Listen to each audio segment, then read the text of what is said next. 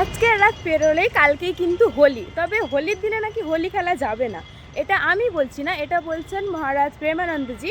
তো কালকে যদি কেউ হোলি খেলে তাহলে তার জীবনে লেগে যাবে গ্রহণ। ঠিক এমন একটা ক্লিপ কিন্তু বর্তমান সোশ্যাল মিডিয়ায় খুবই ভাইরাল হচ্ছে। তবে সেটা কি সত্যি?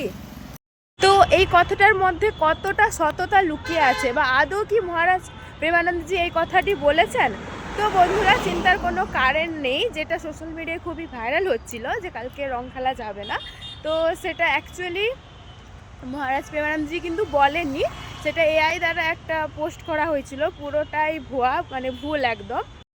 তো তোমরা কালকে ফুল এনার্জি, ভরপুর এনার্জিতে হোলি খেলো, বাট একটু সাবধানে খেলো। সো সবাইকে happy Holi, happy happy happy Holi.